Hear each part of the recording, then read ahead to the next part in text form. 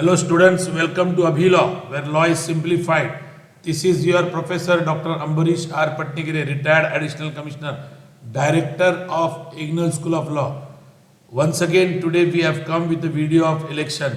महाराष्ट्रामध्ये आता 2 टप्पे निवडणुकीचे शिल्लक आहेत. एक तर उद्याचा आहे, नंतर सोमवारचा आहे, नंतर त्याच्यानंतर नेक्स्ट सोमवारचा आहे. उद्या पुण्याला आहे निवडणूक, त्याच्यानंतर पुढच्या सोमवारी रायगड जिल्ह्यामध्ये आहे, त्याच्यानंतर शेवटची जी टप्पा आहे तो मुंबई आणि ठाणे.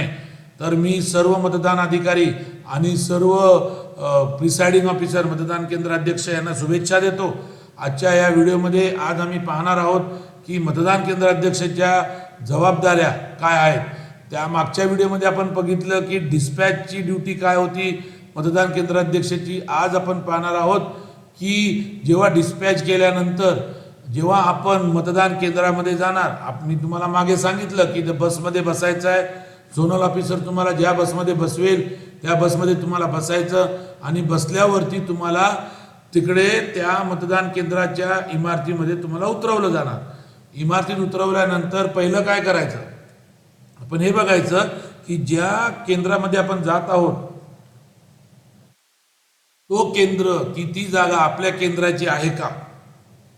आता जर तुम्हाला वाटलं की बाबा हे केंद्राची जागा बरोबर नाही, आणि कारण की काय आहे, मतदान जे केंद्र आहेत ते शक्यतो शाळेत घेतले जातात. आपल्याला वाटलं नाही हा वर्ग आता बरोबर नाही, ह्या वर्गाच्या पेक्षा आपण बाजूच्या वर्गात जाऊ. मी जेव्हा असाच एकदा असिस्टंट रिटर्निंग ऑफिसर होतो आणि निवडणूक घेत होतो तेव्हा मला माहिती पडलं की आमच्या एका मतदान केंद्राध्यक्षाने स्वतःच्या मर्जीने रूम चेंज करून टाकली. ती क्लासरूम बरोबर नव्हती म्हणून दुसरी क्लासरूम घेतली, कारण की तिथे फॅन नव्हता. असं करता येणार नाही आपल्याला, कारण की काय आहे, मतदान केंद्र हे घोषित केलेले असतात आणि भारत निवडणूक आयोगाने ते घोषित केलेले असतात. निवडणूक निर्णय अधिकाऱ्याच्या मार्फत जे जिल्हा निवडणूक अधिकारी आहेत म्हणजे कलेक्टर यांच्या मार्फत ते घोषित केले जातात आणि ते घोषित केल्यानंतर ते नोटिफिकेशन येतं. त्यामुळे आपल्याला केंद्र बदलता येणार नाही. लक्षात ठेवा, जे केंद्र आपल्याला अलॉट केली, जी जागा अलॉट केली शाळेत, तिथेच आपल्याला केंद्र स्थापन करावं लागेल. तर पहिली गोष्ट, आपण तिथे गेल्यानंतर आपल्याला काय करायचं हे आपण पाहून घेऊ. पोचल्या आपल्याला पहिलं काय करायचं, टाइमपास करायचा नाही. किती बाक आहे चेक करायचे, किती टेबल आहे चेक करायचे. आता रिटर्निंग ऑफिसरचं काम असतं की त्याने कुणाला तरी काम अलॉट केलेलं असतं, जो प्रत्येक मतदान केंद्रामध्ये टेबल्स आणि खुर्च्या टाकेल.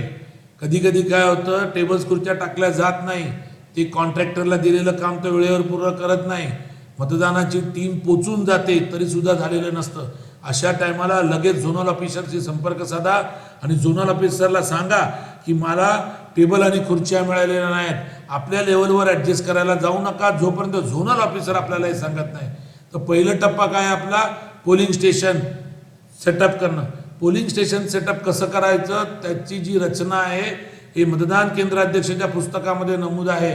कृपया ते पुस्तकाद्वारे मतदान केंद्र अध्यक्षाने जे मतदान कक्ष स्थापन करायचा आहे तो मतदान केंद्र कसा बनवायचा त्याचा आराखडा बघून घ्या. आता आपल्याला माहिती पाहिजे की जो दरवाजा आहे, आयडियल पोलिंग स्टेशनमध्ये 2 दरवाजे लागतात, एक तर इन आणि दुसरा तर आउट. पण काही शाळेत आपल्याला असे 2 दरवाजेचे क्लासरूम मिळणार नाहीत, एकच दरवाजाचा क्लासरूम मिळेल. मग ह्याचा अर्थ असं नाही की आपल्याला तिथे पोलिंग घेता येणार नाही ना, तिथे आपल्याला पोलिंग घेता येईल. त्या जागेवरती आपल्याला पोलिंग स्टेशन बनवता येईल. मग अशा टायमाला काय करायचं, जो दरवाजा आहे नीट लक्षात घ्या, ज्याकडून मतदार आत येणार त्याच्याबरोबर ऑपोजिटला मतदान केंद्र अध्यक्षाचा टेबल असला पाहिजे आणि त्याच्या दुसऱ्या विरोधी नजरेवरती तिथे मतदान कक्ष तयार करायला पाहिजे. मतदान कक्षाच्या पाठीमागे कुठलाही विंडो असता कामा नये. लक्षात घ्या, दरवाजा खिडकी असता कामा नये, कारण की नाही तर बाहेरून कोणतरी बघेल कोणाला मतदान केलं जातं, त्यामुळे सिक्रेसीचा भंग होऊ शकतो. मग आपल्याला जो मतदान कक्ष बनवायचा आहे तो अशा ठिकाणी बनवायचा की पाठीमागे कुठली खिडकी असता कामा नये. मग जे टेबल आहेत ते टेबल लाईनशीर लावायचे. म्हणजे पहिल्या टेबलवर फर्स्ट पोलिंग ऑफिसर, सेकंड टेबलवर सेकंड पोलिंग ऑफिसर, थर्ड टेबलवर थर्ड पोलिंग ऑफिसर, त्याच्या बरोबर डायगनली ऑपोजिट तुम्हाला मतदान केंद्र अध्यक्षाचं टेबल बनवावं लागेल. तर मतदान केंद्र अध्यक्ष अशा ठिकाणी बसला पाहिजे की त्याच्या एका नजरेत पूर्ण मतदान कक्ष जो आहे, त्याचबरोबर पूर्ण मतदान केंद्राचा जो क्षेत्र आहे त्याच्यावर त्याची नजर असली पाहिजे. आता आपण हे टेबल बिबल बनवले, खुर्च्या लावल्या, सर्व रेडी केलं. त्या मतदान केंद्र जेव्हा बनवत असताना फर्स्ट पोलिंग ऑफिसरच्या पाठीमागे पोलिंग एजंटचं तुम्ही सिटिंग अरेंजमेंट करा. आपल्या केंद्रावरती किती पोलिंग एजंट आहे ते कसं माहिती पडणार? आपल्याला कॅन्डिडेट मार्फत अपॉइंटमेंट झाली जी पोलिंग एजंट आहेत त्याची लिस्ट आपल्याकडे आलेली आहे. कधी कधी काय असतं, निवडणूक निर्णय अधिकारी ती लिस्ट टाकायला विसरतात. कधी कधी लास्ट मोमेंटला आपला जो उमेदवार असतो तो पोलिंग एजंट बदलतो. अशा गोष्टी होऊ शकतात. म्हणून कधी कधी सकाळी 7 वाजता मतदान सुरू होण्यापूर्वी पोलिंग एजंट येतो. मग आपल्याला काय करायला लागेल, आपल्याला जी लिस्ट आहे पोलिंग एजंटची आपल्याला मिळाली त्याच्यापेक्षा 1-2 खुर्च्या पाठीमागे जास्त ठेवायच्या. तर कळालं मी काय म्हणालो की दरवाजाच्या बरोबर साईडने आपल्याला first polling officer, second polling officer, third polling officer, diagonally opposite presiding ऑफिसरची नजर दरवाजावरती गेली पाहिजे. एक टेबल मतदान कक्षासाठी ठेवायला पाहिजे. मतदान कक्षासाठी फुट्टा दिलेला आहे, तो फुट्टा त्या कक्ष म्हणून लावा. त्या ठिकाणी तुमची आपली बॅलेट युनिट जी आहे ती तिथे ठेवायला पाहिजे. आता उमेदवार जास्त असतील तर 2 बॅलेट युनिट असतात, उमेदवार कमी असेल तर 1 बॅलेट युनिट असते. कंट्रोल युनिट जो आहे तो आपल्या मतदान अधिकारी 3 म्हणजे पोलिंग ऑफिसर 3ऱ्याकडे कंट्रोल युनिट असतं. कंट्रोल युनिट आणि मतदान कक्ष हे जास्त जर लांब ठेवलं तर ती वायर पुरणार नाही आणि ती वायर एखाद्या वेळेस कुठल्या तरी मतदाराच्या पायामध्ये येऊ शकते. त्यामुळे ती वायर मतदानाच्या पायामध्ये येणार नाही, त्या सर्कलमध्ये येणार नाही, तेवढी आपण खबरदारी घेतली पाहिजे. नाहीतर ती वायर तुटून जाईल, मशीन पडेल आणि मग आपल्याला नवीन EVM घ्यावा लागेल कारण EVM आपली खराब झाली. मी तुम्हाला आता पोलिंग स्टेशन कसं बनवायचं ह्याबाबत सांगितलंय, सेटिंग कशी करायची. त्याच्यानंतर आपला जो पोलिंग स्टेशन आहे शाळेत आहे, त्यामुळे शाळेमध्ये अनेक लोकांचे फोटो असतात, अनेक घोषवाक्य असतं, अनेक चित्र असतात. उदाहरणार्थ समजा जर एक ढाल तलवार असेल तर ती ढाल तलवार शिवाजीची आहे, परंतु होऊ शकतं की कोणाचं तरी मतदान चिन्ह ढाल तलवार आहे. मग अशा टायमाला तुम्हाला जे चिन्ह जे त्या शाळेवरती लावलेले ते सर्व ढाकून ठेवावे लागतील, काढून ठेवावे लागतील.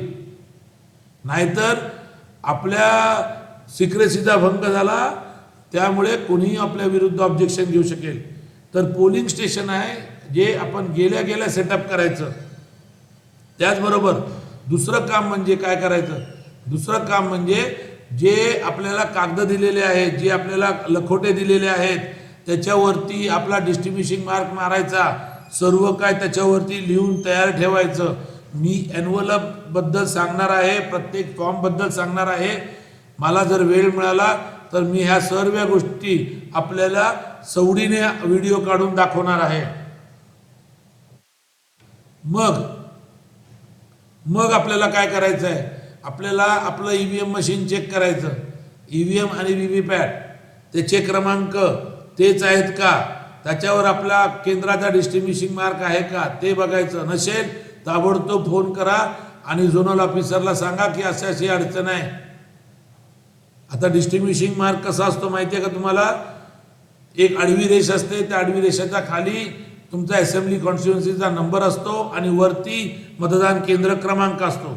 उदाहरणार्थ जर ती 200 केंद्र आहेत एका असेंब्ली कॉन्स्टिट्युएन्सीमध्ये, तर त्या असेंब्ली कॉन्स्टिट्युएन्सीचा नंबर येतो 151 आणि त्याच्यावरती येतो 33, म्हणजे 151 असेंब्ली कॉन्स्टिट्युएन्सीचा हा 33वा मतदान केंद्र आहे असं ओळखलं जातं. त्यामुळे प्रत्येक एन्व्हलपवरती, प्रत्येक फॉर्मवरती पहिलं आपलं डिस्ट्रीब्युशन मार्क मारा. डिस्ट्रीब्युशन मार्क म्हणजे काय, तो जो स्टॅम्प आपल्याला दिला जाईल मतदान केंद्राचा तो स्टॅम्प म्हणजे डिस्ट्रीब्युशन मार्क.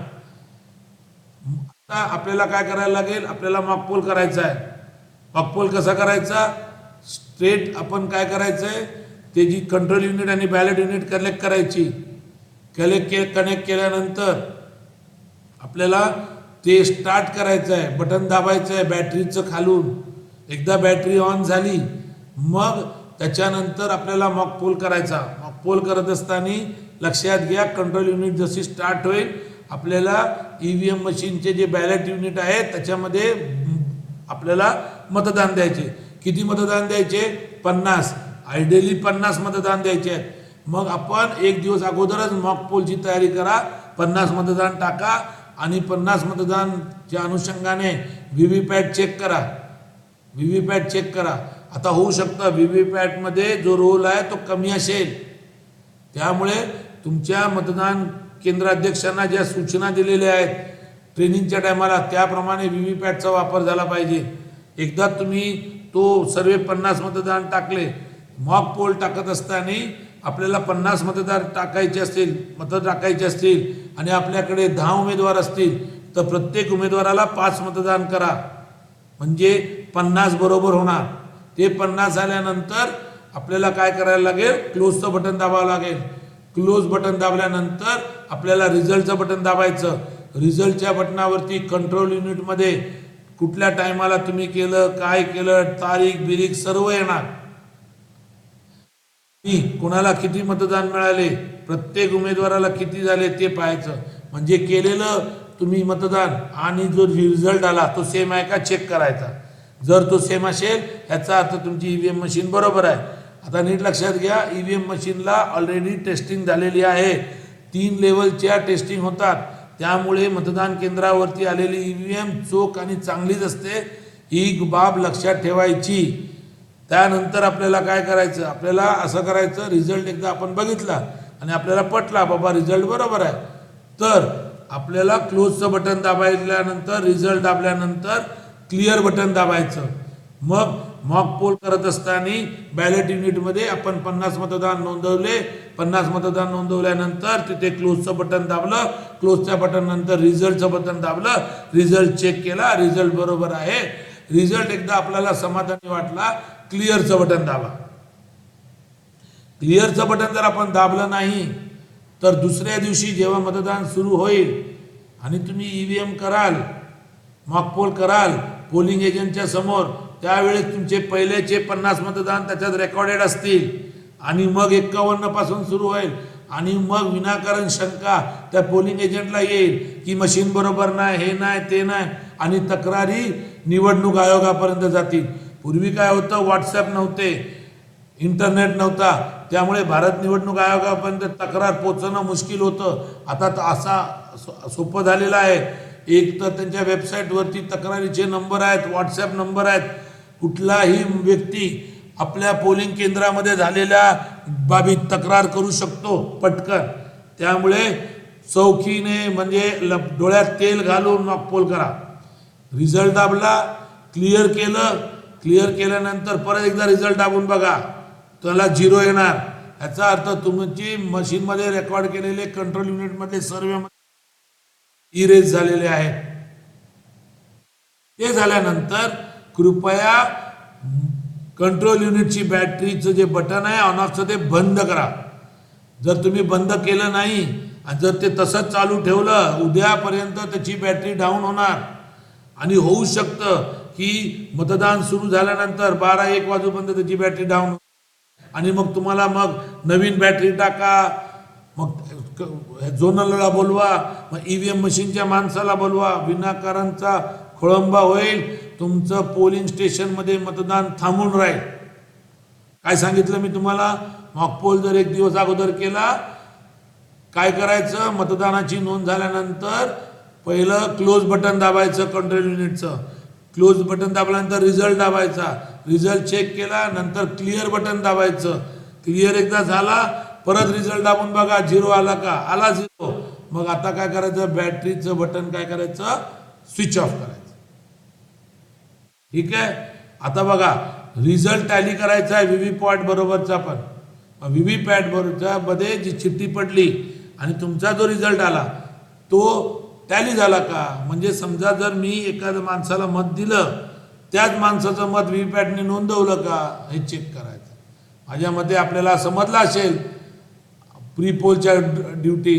मतदान केंद्राध्यक्षाने जसं मी सांगितलं, clear mock poll result from CU and remove mock poll slip from VVPAT drop box. जर हे व्हीव्हीपॅट ड्रॉप बॉक्समधून जर तुम्ही ते मॉक स्लिप्स काढल्या नाहीत तर दुसऱ्या दिवशी गोंधळ होण्याची शक्यता आहे. पोलिंग एजंटला फक्त शंका काढायची असते आणि मग ते शंका काढतील आणि मग ते शंकाचं निरसन तुम्ही किती केलं तरी त्या गोष्टी निवडणूक आयोगापर्यंत जातील, जिल्हा निवडणूक अधिकाऱ्यापर्यंत जातील, निवडणूक निर्णय अधिकाऱ्यापर्यंत जाणार. ठीक आहे. हे जे व्हीव्हीपॅटचे तुम्हाला स्लिप मिळाले ते फेकून नका टाकू. त्याच्यासाठी एक ब्लॅक एनव्हलप दिलेला आहे, पेपर सील दिलेला आहे, पिंक पेपर सील, त्याच्यात ते टाका आणि त्या एनव्हलपला सील करून टाका. तर मी तुम्हाला सांगितलं मॉक पोल केल्यानंतर काय काय करायचं. आता आपण बघू पोलच्या दिवशीचे ड्युटीज काय काय करायचं. आता आपल्याकडे नेहमी लक्षात ठेवायचं, एक स्त्री असते, स्त्री आपल्या टीममध्ये, म्हणजे एक लेडी ऑफिसर असते. कधी कधी प्रिसाइडिंग ऑफिसर पण लेडी बनू शकते. अनेक लोक लेडीज प्रिसाइडिंग ऑफिसर बनायला घाबरतात, पण माझं महिला अधिकाऱ्यांना विनंती आहे, घाबरू नये. प्रिसाइडिंग ऑफिसरचं काम सर्वात महत्त्वाचं काम आहे. जर जबाबदारी शासनाने जर आपल्यावर सोपवलेली आहे याचा अर्थ आपण केपेबल आहात. आपल्या कॅपेबिलिटी शिवाय आपल्याला प्रिसाइडिंग ऑफिसरची जबाबदारी देण्यात येणार नाही. त्यामुळे आत्मविश्वास ठेवा, ट्रेनिंग बरोबर घ्या, प्रिसाइडिंग केंद्राध्यक्षाचं पुस्तक वाचा, निश्चिंतपणे तुमचा पोल डे एकदम सुखरूप जाईल. आता ज्या मी गोष्टी सांगणार आहे पोल डे बद्दल, तुम्ही या गोष्टी बारकाईने लक्ष द्या. जर तुमच्याकडे कुठलीही मतदान अधिकारी महिला असेल तर तिला तुम्ही कुठे बसवणार. ओके, हे महत्वाची गोष्ट आहे. तिला एकतर पहिला मतदान अधिकारी 1ला बसवा किंवा 3 नंबरवर बसवा. आता प्रत्येकाकडे ज्या ड्युटीज दिलेल्या आहेत, जे अपॉइंटमेंट ऑर्डर आहे मतदान अधिकाऱ्यांचे, त्याच्यावर मतदान अधिकारी 1, मतदान अधिकारी 2, मतदान अधिकारी 3 असे आदेश दिलेले आहेत. मग प्रिसाइडिंग ऑफिसरला चेंज करता येतं का? हो, करता येतं. मतदान केंद्राध्यक्षाकडे अधिकार आहेत. ऐन वेळेस त्याला जर वाटलं कुठलाही मतदान अधिकारी कमकुवत आहे, जमत नाही, तर तो त्या मतदान अधिकारीला त्याचं काम तो बदलू शकेल. त्याच्यासाठी सहाय्यक निवडणूक निर्णय अधिकारी किंवा निवडणूक निर्णय अधिकारी किंवा जिल्हा निवडणूक अधिकारी याची काय परवानगी घ्यायची गरज लागत नाही. पोल डेच्या दिवशी सर्व जबाबदाऱ्या प्रिसाइडिंग ऑफिसरच्या आहेत आणि त्याच्या कामामध्ये जिल्हा निवडणूक अधिकारी पण हस्तक्षेप करू शकत नाही ना निवडणूक निर्णय अधिकारी हस्तक्षेप करेल. एक तुम्हाला मी सांगतो, तुम्हाला एवढे अधिकार दिलेले आहेत मतदान केंद्राध्यक्षाला, इव्हन भारत निवडणूक आयोग आपल्याला डायरेक्ट फोन करून कुठलेही आदेश देऊ शकत नाही. याचा अर्थ आपल्याला कळाला असेल आपले जे काम आहे किती महत्वाचं आहे आणि किती जबाबदारीचं काम आहे. पण डायरेक्ट हे काम आपण भारत निवडणूक आयोगाकडे अंडर करत असतो. आणि मी आपल्याला भीती दाखवत नाही, परंतु मी आपल्याला खरं सांगतो, ज्या मतदान केंद्र अध्यक्षाला किंवा मतदान केंद्र अधिकारीला एकदा जर निवडणूक आयोगाने सस्पेंड केलं कामचुकारपणामुळे किंवा कामात दोष आढळल्यामुळे, लक्षात घ्या, आपण कितीही अपील केलं हायकोर्टामध्ये तरी सुद्धा इव्हन हायकोर्ट सुद्धा ह्याच्या निवडणुकीच्या कामामध्ये हस्तक्षेप करायला 2 टाइम विचार करते. त्यामुळे कामात चौकशी ठेवा, करा, एकदम विजडमने काम करा. त्या टायमाला पूर्ण जे तुमचे निवडणुकाचे जे तास आहेत त्याच्यात तेल घालून तुम्ही अलर्ट राहा. माझ्या मते आपल्याला समजलं असेल. आता आपण सुरू करू ड्युटीज ड्युरिंग द पोल. मी तुम्हाला सांगितलं महिला होती. आता आपल्याकडे मशीन आहे, तर आपल्याला जेवणाचे पैसे दिले जातात. त्यामुळे आपलं जेवण जे आहे ते आपलं जेवण जेवा, पहिल्या दिवशी आपलं जेवण घेऊन जा. बाहेरून जर तुम्ही खाल्लं पहिल्या दिवशी आणि जर पोट खराब झालं तर पूर्ण मतदानाच्या दिवशी तुम्हाला टॉयलेटला ये जा करावी लागेल आणि तुम्ही अडचणीत जाल. म्हणून एक दिवस अगोदर कोणाचंही जेवण जेवू नका. होऊ शकतं की आपला शेजार पाजार किंवा कुठली पॉलिटिकल पार्टी आपण त्या गावात आलात त्यामुळे आपल्याला कोणतरी जेवण देण्याबद्दल प्रॉब्लेम नाही, परंतु कुठल्याही पॉलिटिकल पार्टीचं त्या दिवशी जेवण जेवू नये, कारण की आपल्याला कुठलाही पक्षपातीपणाचा आरोप आपल्यावर लागता कामा नये. आपल्याला सावधानगी बाळगावी लागेल. तर ज्या दिवशी निवडणूक असेल त्याच्या एक दिवस अगोदर रात्रीचं जेवण आपण आपल्या घरातून आणा. जर शहरामध्ये ड्युटी लागली असेल तर आपल्याला माहिती आहे आपल्याकडे जी महिला अधिकारी आहे ती बोलेल की मला घरी जाऊ द्या. तिला घरी जायला हरकत नाही, परंतु दुसऱ्या दिवशी पोल सुरू होण्याच्या 1 तास अगोदर ती येऊ शकेल का याची खबरदारी बाळगा. नाहीतर ती राहते लांब आणि तुम्ही तिला सोडलं आणि ती येऊ शकली नाही आणि पोल सुरू झाला, आपल्याला अडचण निर्माण होईल. पोलच्या दिवशी कुणाचीही सहानुभूती बाळगायची नाही. मतदान केंद्राध्यक्षाने ही गोष्ट लक्षात ठेवा. सहानुभूतीपूर्वक समजा जर तुम्ही त्या महिलेला पाठवलं जावा घरी जाऊन झोपून या आणि ती दुसऱ्या दिवशी उशिरा आली तर तुम्ही अडचणीत येणार. 1 तास अगोदर मतदानाच्या दिवशी आपण रात्री तिकडे झोपलेलं असणार. प्रिसाइडिंग ऑफिसरने ईव्हीएम मशीन आपल्या उशीखाली ठेवावी, उशीच्या बाजूला त्याच्यावर एक हात ठेवून त्याने झोपावं. ईव्हीएम मशीन एका ठिकाणी तुम्ही झोपलात दुसऱ्या ठिकाणी असं करू नका. नीट लक्षात घ्या. नाहीतर आपण झोपला असाल कुणीतरी आपल्या ईव्हीएमची छेडछाड करेल, दुसऱ्या दिवशी पोल डे आहे, आपण अडचणीत येणार. मग पोल सुरू होण्याच्या 1 तास अगोदर ऑलरेडी निवडणूक निर्णय अधिकाऱ्यांनी सर्व उमेदवारांना पहिल्या सूचना दिलेल्या असतात की त्यांनी त्यांचे पोलिंग एजंट 1 तास पूर्वी पाठवावे. जर पोलिंग एजंट आले नाहीत 1 तास पूर्वी तर पोलिंग एजंटसाठी थांबू नये, मॉक पोल करून मोकळा व्हावा. पुन्हा मी रिपीट करतो, पोलिंग एजंट आले नाही म्हणून मॉक पोलसाठी थांबू नये. आता 50चं मॉक पोल आहे तर 50चं मॉक पोल करायचं आहे, कमी करता येणार नाही. त्या पोलिंग एजंट आले नाही म्हणून मी मॉक पोल उशिरा चालू केला आणि मग पोल उशिरा सुरू झाला. जर तुम्ही पोल आपल्या मतदान केंद्रामध्ये मतदान उशिरा जर सुरू केलं तर उद्या आपल्या मतदानाची तक्रार कोणतरी मतदान केंद्र अध्यक्ष विरुद्ध आणि त्या केंद्राविरुद्ध आयोगाला करेल. लक्षात घ्या. त्यामुळे पोलिंग एजंट 1 तास अगोदर येतील. ते आले नाही तरी सुद्धा आपलं मॉकपोल सुरू करा. मॉकपोल सुरू केल्यानंतर मी तुम्हाला काय सांगितलं, क्लोज बटन दाबायचं, रिझल्ट चेक करायचा. ते जे व्हीव्हीपॅटले जे आलेले आहेत रिझल्ट ते टॅली करायचे रिझल्ट बरोबर आणि ब्लॅक एनव्हलप मध्ये टाकायचे. ब्लॅक एनव्हलप सील करायचा आणि क्लिअर बटन दाबायला विसरायचं नाही. सकाळच्या मॉकपोल नंतर कृपया आपल्या सीलवरती पोलिंग एजंटच्या सह्या घ्या. एक डिक्लेरेशनचा फॉर्म आहे त्याच्यावर सह्या घ्या. सर्व फॉर्म मी तुम्हाला भरायचे दाखवणार. त्याच्यानंतर पोलिंग एजंटला शपथ द्या सिक्रेसी ऑफ वोट्सची. जे उमेदवार येतील आपल्याला भेटायला त्यांना ऑलरेडी सिक्रेसी ऑफ वोट्सची त्यांना शपथ दिली गेली असेल. पोलिंग एजंटला आपल्या मार्फत द्यायची आहे. ऑलरेडी आपल्याकडे सिक्रेसी ऑफ वोटची शपथ आपल्या मटेरियलच्या बॅगमध्ये आहे, ती शोधून काढा आणि प्रिसाइडिंग ऑफिसरने ते वाचायची आणि पोलिंग एजंट बरोबर सर्व मतदान अधिकाऱ्यांनी सुद्धा ती वाचायची. ती वाचत असताना जोराने वाचायची आणि त्याच्यानंतर त्याच्यावरती आपल्याला सिग्नेचर घ्यायचे आहेत पोलिंग एजंटच्या की बाबा सिक्रेसी ओथ हा वाचण्यात आला.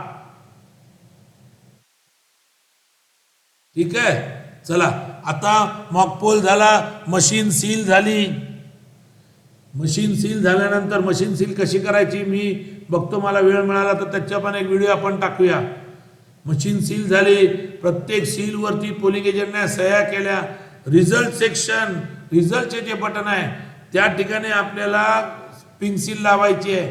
त्या सीलचे नंबर आपल्याला दिलेले आहेत, तेच नंबरचे सील आपल्याकडे आहेत का चेक करा.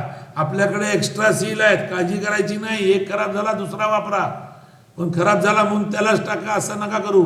रिझल्ट सेक्शन त्या सीलवरून पेपर सीलच्या खाली गेलं पाहिजे रिझल्टचं बटन, आणि पेपर सील त्याच्या वर आला पाहिजे आणि त्याच्यावरती ढाकण लागलं पाहिजे. ढाकण लागल्यानंतर त्याला आपला डिस्टिंग्विशिंग मार्क बांधून टॅग बांधायचा आहे.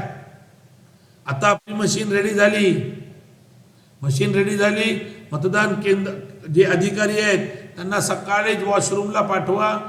सर्व वॉशरूम करून आले आणि मग आपल्याला बसायचं आहे. आता नीट लक्षात घ्या, प्रिसाइडिंग ऑफिसरने हे ठरवायचं आहे. झोनल ऑफिसरला आपल्याला दिलेले पैसे, आपल्याला पैसे मिळणार आहेत, त्यामुळे झोनल ऑफिसर जर आपल्याला नाश्ता आणून देणार असेल तर त्याला नाश्ता आणि जेवण पहिलंच सांगा. कधी कधी निवडणूक निर्णय अधिकारी मार्फत आणि लोकसभेमध्ये सहाय्यक निवडणूक निर्णय अधिकारी मार्फत जेवण पण तयार केलं जातं. पोल डेचं सकाळचा नाश्ता पण तयार केला जातो, तो पाठवला जातो. दुपारी सुद्धा जेवण दिलं जातं आणि रात्री सुद्धा जेव्हा आपण सामान देणार तेव्हा जेवण दिलं जातं. हे सर्व पैसे जे असतात हे पैसे आपल्याला भारत निवडणूक आयोग भत्ता म्हणून देत असतं. जर आपल्याला भत्ता मिळणार असेल तर, आणि जर झोनल ऑफिसर म्हणत असेल की मी अरेंज करू शकत नाही, आम्ही काय देणार नाही, तर त्याप्रमाणे आपण आपला बंदोबस्त करा आणि प्रत्येकाला चांगला नाश्ता द्या आणि आपलं निवडणुकीचं प्रक्रिया सुरू करा. आता जर निवडणूक 7 वाजता सुरू होणार असेल, निवडणुकीची वेळ सकाळी 7 वाजता असेल, तर 7 वाजता असेल तर 6 वाजता मग पोल सुरू झाला पाहिजे. 7 वाजता सर्व बसले पाहिजे आणि जो व्यक्ती पहिला आला त्याला रांगेत उभं करायला लागेल. आपल्याबरोबर एक कॉन्स्टेबल आहे, त्या कॉन्स्टेबलला तिथे उभं करा आणि त्या शिपायाला उभं करा आणि ती रांग बरोबर लावा. कधी कधी आपण 2 रांगा लावतो, पुरुषाची वेगळी आणि स्त्रीची वेगळी. असं करू नका शक्यतो. जर करता आलं तर करा, परंतु एकच रांग लावा जेणेकरून वाद नाही होणार. नाहीतर आपण महिलांना सोडणार, मग पुरुषांना सोडणार, मग लोक बोलतील आम्ही काय केलंय, एवढा वेळ आम्ही का थांबणार. त्याच्यापेक्षा एक लाईन लावा, प्रत्येकाला लाईनीत उभं राहू द्या. अजून एक गोष्ट, ऊन भरपूर आहे तर झोनलला पहिलंच सांगा तिथे शेड टाकायला. झोनलने टाकलं पण असेल, सर्व गोष्टी सहाय्यक निवडणूक निर्णय अधिकाऱ्यांनी पाहिल्या पण असतील. सर्व मतदान केंद्र निवडणूक निर्णय अधिकारीला बघणं शक्य झालं नसेल, मी तुम्हाला सांगतो, परंतु सहाय्यक निवडणूक निर्णय अधिकारीने प्रत्येक मतदान केंद्र पाहिलं असेल आणि झोनल ऑफिसरने क्षेत्रीय अधिकाऱ्यांनी तर पाहिलं असेल. त्यामुळे उन्हाच्या वेळेस लाईन जास्त नाही ना, माणसं शेडमध्ये आहेत ना ते चेक करा. पिण्याचे पाण्याची सोय केली आहे का ते पहा. मग पोल डेच्या अगोदर म्हणजे सकाळीच एक 200 मीटरवरती आपल्याला चुना दिला असेल तो आपल्याला तिथे रांग मारायची आहे. ह्याचा अर्थ 200 मीटरच्या आत जे काय घडेल ते प्रिसाइडिंग ऑफिसरच्या कार्यक्षेत्रात येणार आहे. मतदान केंद्रापासून 200 मीटरचं क्षेत्रफळामध्ये ज्या घटना घडतील त्या सर्व प्रिसाइडिंग ऑफिसरच्या नियंत्रणात असतात. आता आपल्याला लक्षात ठेवायचं, प्रिसाइडिंग ऑफिसर आत असतो, परंतु प्रत्येक इमारतीमध्ये एक स्टेशन ऑफिसर नमूद केले गेलेला आहे पोलिसांमार्फत. त्याचं काम असतं बघणं आणि त्या ठिकाणी 200 मीटरच्या आत प्रचार होऊ नये, कोणीही तिथे टेबल टाकू नये किंवा जे वोटर स्लिप आहे ती वाटता कामा नये. जे तुमचा जो BLO असेल फक्त त्यालाच टेबल टाकता येईल. BLO हा शासकीय अधिकारी आहे, मतदानामध्ये त्याचा समावेश आहे, त्याचं काम आहे ती स्लिप देणं. मग तो काय करेल, स्लिप देईल. ती स्लिप घेऊन होऊ शकतं की मतदार तुमच्याकडे येईल. आता नीट लक्षात घ्या, पॉलिटिकल पार्टी सुद्धा स्लिप देत असते, तर कुठल्याही स्लिपवरती कुठलं चिन्ह असता कामा नये. जर कोण चिन्ह घेऊन कुठली स्लिप घेऊन येत असेल तर लगेच झोनलला इन्फॉर्म करा. त्या उमेदवारापर्यंत गोष्ट पोचली पाहिजे. हा सिक्रेसीचा भंग आहे. आता आपण स्टार्ट करू.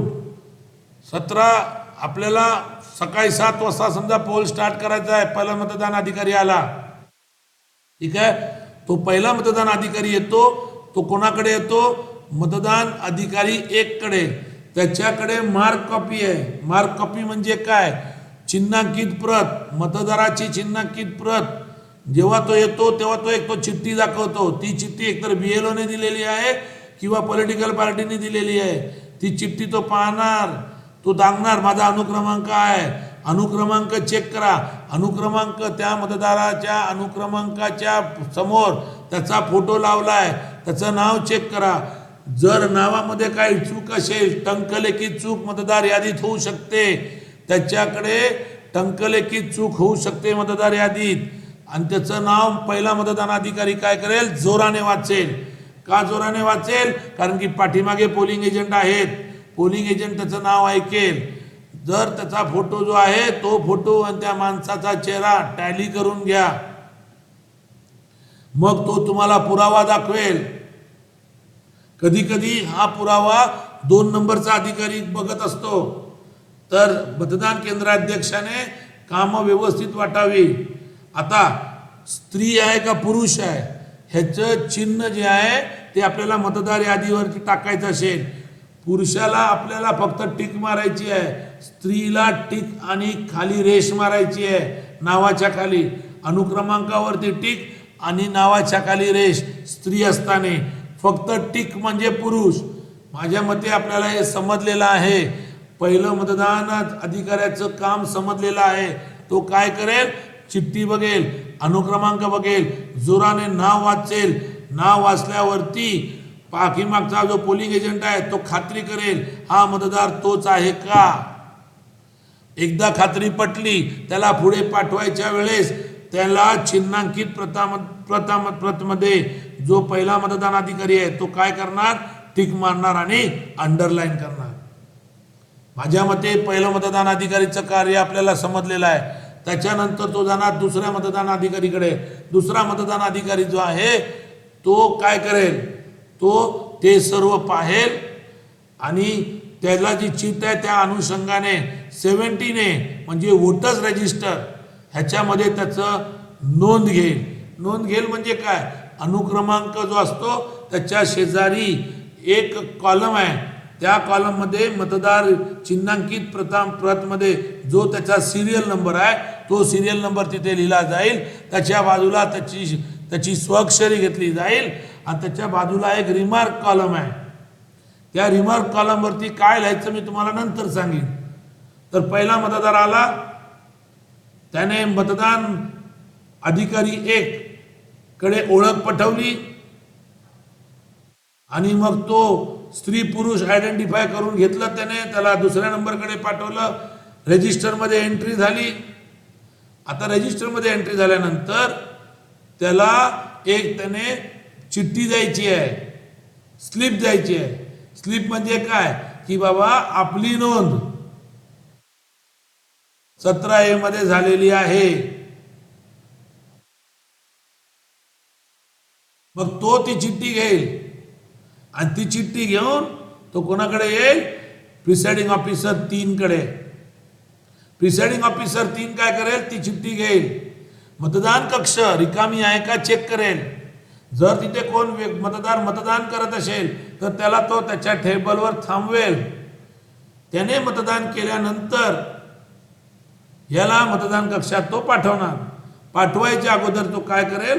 कंट्रोल युनिटमध्ये एक बटन आहे बॅलेट युनिटचं, तो ते दाबणार. जसं तो दाबणार तसं एक बीप साऊंड येईल. तो बीप साऊंड आला ह्याचा अर्थ बॅलेट युनिट तयार झाली नोंदणीसाठी. जोपर्यंत बीप साऊंड येत नाही तोपर्यंत बॅलेट युनिट तयार झालेली नाही. मग तो आज जाईल मतदार मतदान कक्षामध्ये आणि ज्या उमेदवाराला त्याला मतदान द्यायचं असेल बॅलेट युनिटमध्ये त्याच्या नावासमोर जे बटन असेल तो ते दाबेल. तो दाते त्याने दाबल्यानंतर पुन्हा एकदा एक बीप साऊंड येईल, म्हणजे मतदान नोंद झाली. त्याचबरोबर व्हीव्हीपॅटची एक चिठ्ठी बाहेर येईल. ती चिठ्ठी तो मतदार घेईल खाली पडलेली आणि आपल्या खिशात ठेवेल आणि दुसऱ्या मार्गाने बाहेर जाईल. तर पहिलं मतदाराचं मतदान आता संपलेलं आहे, आता दुसरा मतदार येईल. अशा करत पूर्ण दिवस हे मतदान चालणार. प्रत्येक तासाला आपल्याला झोनल ऑफिसर येऊन विचारेल की बाबा किती मतदान झालं. त्यामुळे कंट्रोल युनिटमध्ये किती मतदान झालं 17A चा हिशोब त्याच्याबरोबर आपल्याला जुळवायचा आहे. मग कंट्रोल युनिटमध्ये जर आपण दाबाल तर आपल्याला टोटलमध्ये दिसेल एकूण किती मतदान झालेलं आहे. ते एकूण आणि 17A टोटल हे दोन्ही टॅली झाली पाहिजे. प्रत्येक तासाला आपल्याला बघायला पाहिजे. आता सर्वात महत्त्वाची म्हणजे प्रिसाइडिंग ऑफिसरची डायरी. ही डायरी जेव्हा जेव्हा प्रॉब्लेम होतो मतदानाच्या दिवशी मतदान केंद्रात ही डायरी पाहिली जाते. उदाहरणार्थ काय बूथ मध्ये प्रॉब्लेम झाले,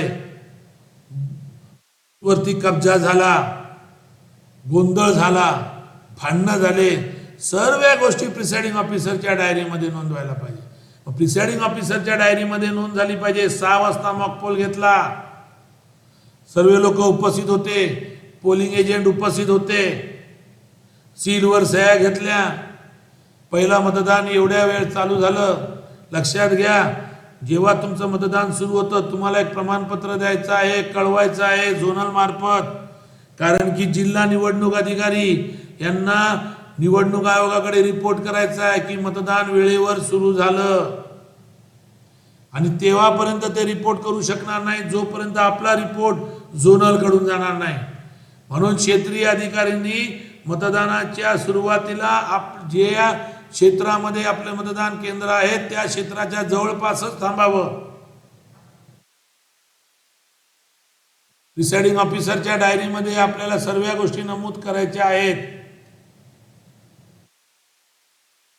शेवटी पोल क्लोज करायची वेळ आली. आता बघा वेगवेगळ्या प्रकारचे मतदार येणार, मी त्याच्याबद्दल चर्चा केलेली नाही, परंतु मी थोड्या वेळातच, कारण की हा व्हिडिओ जास्त मोठा होऊन जाईल त्यामुळे मी चर्चा करणार नाही. आता पोलच्या शेवटचं जी कामं आहेत ती मी तुम्हाला सांगतो.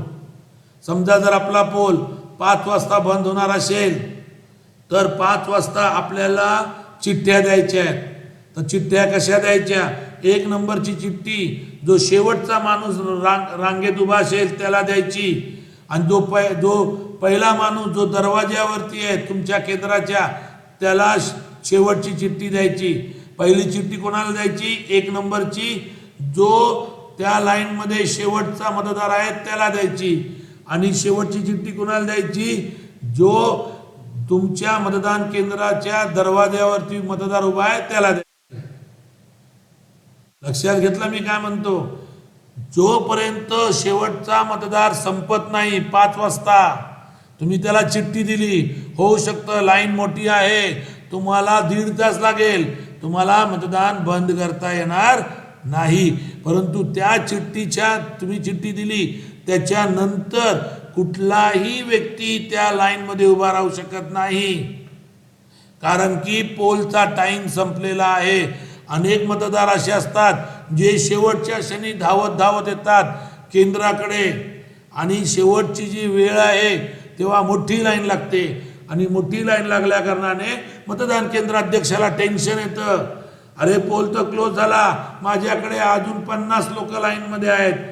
काळजी करायची नाही, घाई करायची नाही. अनेक मतदान केंद्राध्यक्षाला वाटतं मी कधी काम संपवू, कधी माझं बाचकं बांधू, आणि कधी माझी मशीन बिशीन नेऊन देऊन टाकू. प्रियांनो, लक्षात ठेवायचं काम जबाबदारीचं आहे. जोपर्यंत शेवटचं केंद्रामधले सर्व मतदान अधिकारी मतदान केंद्राध्यक्षाबरोबर बसमध्ये बसत नाहीत तोपर्यंत क्षेत्रीय अधिकारी ती बस चालू करू शकणार नाही. त्यामुळे कोण पहिला आणि कोण शेवट कधीच असं होत नाही. घाई गडबड करायची नाही. शेवटचा माणूस मतदान करून झाल्यानंतर होऊ शकतं 5ला पोल बंद झाला, तुमचा शेवटचा माणूस 6:30 वाजता आत आला, काय हरकत नाही. पोल किती वाजता बंद झाला? 5 वाजताच. आता सर्व मतदार संपल्यानंतर पहिलं क्लोजचं बटन दाबायचं. क्लोजचं बटन दाबायचं. क्लोज बटन दाबल्यानंतर टोटल चेक करायची. 17A ची टोटल, जे मतदार नोंदवही आहे तुमची 17A त्याची टोटल, आणि तुमची कंट्रोल युनिटमधली टोटल, म्हणजे कंट्रोल युनिटमध्ये रजिस्टर झालेले एकूण मतदार, या दोघांची टोटल एक आली पाहिजे. ह्याच्यात जर गडबड आली तर 17C तुमचा मतदारांचा हिशोब कधीच जुळणार नाही. त्याबद्दल मी बोलीन, परंतु काही काही गोष्टी मला यूट्यूबवरती डायरेक्ट बोलता येणार नाही. परंतु जर तुमचा आपला झोनल ऑफिसर जर फार अनुभवी असेल किंवा तुमचा ARO जर अनुभवी असेल तर आपण काळजी करायची नाही. त्यांना सर्व गोष्टी माहिती असतात. ते रेव्हेन्यू डिपार्टमेंटचे असतात. त्यांनी अनेकदा आपलं निवडणुकीचं काम केलेलं आहे. काळजी करायची नाही. झोनल ऑफिसर शक्यतो महापालिकेचे अधिकारी, ते इंजिनियर असतात, ते असतात, कारण की त्यांना क्षेत्र पूर्ण माहिती असतो. जे केंद्रावरती काम करणारे लोक आहेत ते बाहेरून आलेले असतात. त्यांना क्षेत्र माहिती नसतो. ठीक आहे. मग आपल्याला काय करायचं? क्लोज बटन दाबलं, त्याच्यानंतर मशीन सील करायच्या अगोदर कृपया बॅटरीचं बटन ऑन ऑफचं बंद करा. आपण जर ते चालू ठेवलं, लक्षात घ्या, आणि आपली निवडणुकीचा दिवस होता, पोल डे होता 7 मे, आणि रिझल्ट लागणार आहे 6 जून, त्या टायमाला जेव्हा तुम्ही ते ओपन करणार मशीन कंट्रोल युनिट, माहिती पडणार बॅटरी ऑफ झाली, बॅटरी ड्रेन झाली. का?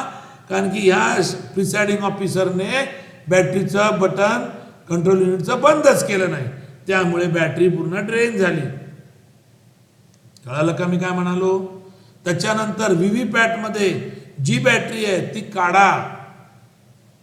काढा आणि ईव्हीएम मशीन आणि व्हीव्हीपॅट मशीन सील करून त्यांच्या केसमध्ये टाका. लक्षात घ्या, व्हीव्हीपॅटची केस वेगळी, बॅलेट युनिटची केस वेगळी आणि कंट्रोल युनिटची केस वेगळी.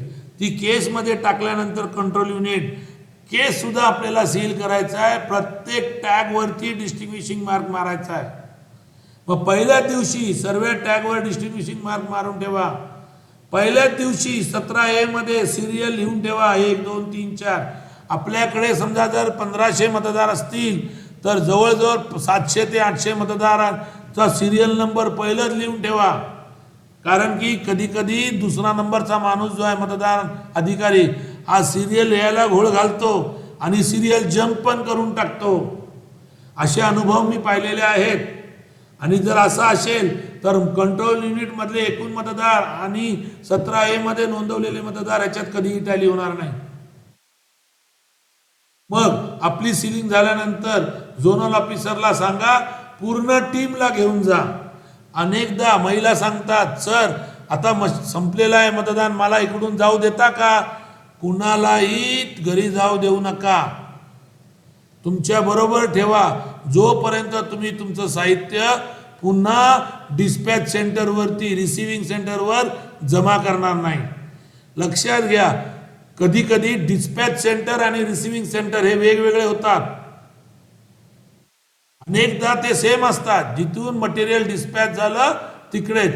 आता रिसिव्हिंग वरती कशी प्रायोजन सहाय्यक निवडणूक निर्णय अधिकाऱ्यांनी केलेली आहे त्याच्यावरती तुम्ही किती लवकर रिलीज होऊ शकता त्याच्यावर अवलंबून आहे. तर माझ्या मते मी तुम्हाला अनेक गोष्टी आज सांगितलेल्या आहेत. त्याच्यामध्ये स्टॅच्युटरी एनव्हलप सील करायची आहेत आपल्याला. नॉन स्टॅच्युटरी एनव्हलप सील नाही केली तरी चालतील, परंतु सील करून टाका. त्याच्यानंतर सिग्नेचर घ्यायचे प्रत्येकाचे, पोलिंग एजंटचे. कशावरती? 17C पार्ट 1 वर. नीट लक्षात घ्या, पोलिंग एजंट एकदा आला त्याच्याकडून अपॉइंटमेंट लेटर घ्यायचंय तुम्हाला आणि 17C ह्याच्यावरती त्याला सिग्नेचर घ्यायला लावायची. शेवटी 17C तुम्हाला समजा 10 पोलिंग एजंट असतील, प्रत्येक पोलिंग एजंटला 17C कॉपी द्यायची आहे. तिथे झेरॉक्स मशीन उपलब्ध नसते. 17C तुम्हाला मतदान केंद्राध्यक्षाच्या बाहेर पाठवता येणार नाही. त्यामुळे 17C किती फॉर्म्स तुमच्याकडे अवेलेबल आहेत ते चेक करा. पोलिंग एजंट किती असतात, बॅलेट युनिटवरती किती उमेदवार आहेत त्या अनुषंगाने एका उमेदवाराचा 1 असा असतो. पोलिंग एजंटला रिलीव्हर पण असतो. रिलीव्हर त्यांना नाश्त्याच्या वेळेस, जेवायच्या वेळेस, टॉयलेटसाठी रिलीव्ह करत असतो. तर प्रत्येक पोलिंग एजंटला एक 17C कॉपी द्यायची. मग जर 10 असतील तर तुम्हाला 10 17C बनवायचे आहेत. लक्षात घ्या, ज्याचं अक्षर चांगलं आहे त्यालाच सांगा 17C बनवायला. आणि मतदान केंद्राध्यक्षाने 17C बरोबर भरायचा मतदानाचा हिशोब, ते मी तुम्हाला नक्की शिकवणार. 17C हा काउंटिंगच्या वेळेला लागतो. प्रिसाइडिंग ऑफिसरची डायरी ही काउंटिंगच्या टायमाला लागते. त्यामुळे 17Cचं जे एनव्हलप आहे ते स्टॅच्युटरी एनव्हलप मध्ये जाणार आणि ते सील होईल. पण ते सील करू नका, कारण की जेव्हा तुम्ही मतदानाचा हिशोब देणार त्यावेळेस 17C मध्ये किती मतदारांनी मतदान केले त्याची जी संख्या आहे त्याची नोंद ती असिस्टंट रिटर्निंग ऑफिसरच्या रिसिव्हिंग सेंटरमध्ये घेतली जाईल. मतदान केंद्राध्यक्षाची डायरी आणि 17C घेणाऱ्या टेबल वेगळा असतो. मशीन घेणारा टेबल वेगळा असतो. बाकीच्या ठिकाणी एका ठिकाणी स्टॅच्युटरी घेतले जातात, एका ठिकाणी नॉन स्टॅच्युटरी एनव्हलप घेतले जातात. उरलेलं सर्व बाचकं दुसऱ्या टेबलवरती घेतलं जातं. पण डिस्पॅच जसं झालं तसं रिसिव्हिंग होतं. रिसिव्हिंग मध्ये एक टेबल कसा असतो, झोनल वाईज असतो. तो ईव्हीएम मशीन घेत असतो, त्याचा कंट्रोल युनिट आणि बॅलेट युनिट घेत असतो. दुसरा टेबल काय घेतो, 17C घेतो, प्रिसाइडिंग ऑफिसरची डायरी घेतो. तिसरा टेबल काय घेतो, स्टॅच्युटरी एनव्हलप घेतो. चौथा टेबल काय घेतो, नॉन स्टॅच्युटरी एनव्हलप घेतो. पाचवं काय घेतो, तुम्हाला जी गोण दिली त्या गोणीमध्ये आता तुमच्याकडे भरपूर मटेरियल शिल्लक राहिलं. जसं मतदान केंद्राध्यक्षाकडे मतदान कक्षाकरिता 2 पुट्टे दिले असतील, 1 पुट्टा तसाच राहिला. डिस्टिंग्विशिंग मार्क राहिलं, जे काय मटेरियल, स्टॅम्प पॅड राहिला, तुम्हाला दोरा दिला होता तो राहिला. हे सर्व जे कचरा मटेरियल आहे ते त्या लास्ट टेबलवर घेतलं जाईल. तर मी तुम्हाला सांगितलं, म्हणून नीट लक्षात घ्या. ईव्हीएम मशीन बरोबरच आपला सिक्युरिटीचा माणूस म्हणजे कॉन्स्टेबल असला पाहिजे. नाहीतर ईव्हीएम मशीन एका ठिकाणी आणि सिक्युरिटीचा माणूस दुसऱ्या ठिकाणी. कधी कधी कॉन्स्टेबल बोलतो, साहेब मी मोटरसायकलने येतो, तुम्ही बसमध्ये बसून या. अजिबात नाही चालणार. तुमच्या ईव्हीएम बरोबर तो कॉन्स्टेबल बसला पाहिजे. माझ्या मते आपल्याला समजलेलं आहे. आणि आपण मटेरियल दिलं त्याची काय करायला पाहिजे, नोंद करायला पाहिजे. रिसिव्ड घ्या प्रत्येकाची. तर मी आपल्याला महत्त्वाचे कामं सांगितलेले आहेत. लवकरात लवकर मी नवीन व्हिडिओ घेऊन येईल. मी मतदान केंद्राध्यक्षचं काम, पोलिंग ऑफिसर फर्स्टचं काम, सेकंडचं काम आणि थर्डचं काम. लक्षात घ्या, सेकंडमध्ये मी सांगायला विसरून गेलो की 17A मध्ये नोंद झाल्यानंतर त्याला स्लिप दिल्यानंतर त्याला शाई पण लावायची आहे. शाई कुठे लावणार, लेफ्ट हँड इंडेक्स फिंगर. पुन्हा सांगतो, लेफ्ट हँड इंडेक्स फिंगर. हा इंडेक्स फिंगर आहे, डाव्या हाताच्या इंडेक्स फिंगरला, रिंग फिंगरला नव्हे, सेंटर फिंगर नव्हे, इंडेक्स फिंगर. जर इंडेक्स फिंगर नसेल तर कुठे लावायचा, असे सर्व प्रश्न विचारू नका. कारण की त्याच्याकडे अजून बोटं आहेत, त्याच्या कुठल्याही बोटाला तुम्ही लावू शकता. तुम्ही हा प्रश्न विचारू नका, त्याला बोटच नसतील तर कुठे लावायचा. ओके, तसे प्रश्न विचारू नका. प्रश्न सिंपल आहे. त्याने 17A मध्ये नोंद घेतली आणि त्याने वोटिंग केलं, त्याच्यासाठी आपल्याला इंडिबल इंक लावायची आहे लेफ्ट हँडला इंडेक्स फिंगरवर. हे बोलून मी आज माझा व्हिडिओ संपवतो. माझ्या मते या व्हिडिओद्वारे आपल्याला अधिक माहिती मिळेल. या व्हिडिओला कृपया लाईक करा, शेअर करा. आपले जे मित्र या मतदानासाठी ज्यांची निवड झालेली आहे मतदान केंद्राध्यक्ष म्हणून किंवा first polling officer, second polling officer, डिटेलमध्ये वाटल्यास तर मी तुम्हाला फर्स्ट, सेकंड, थर्डचं पुन्हा एकदा सांगेन. आणि आजचा मी व्हिडिओ संपवतो. लक्षात घ्या मी काय म्हणालो, माझ्या व्हिडिओला लाईक करायला विसरू नका, इतरांबरोबर शेअर करायला विसरू नका, आणि जर माझ्या चॅनलला सबस्क्राईब केलं नसेल तर सबस्क्राईब करा. अनेक लीगल व्हिडिओज मी त्याच्यावर टाकत असतो. तर मी आता आपली रजा घेतो. धन्यवाद.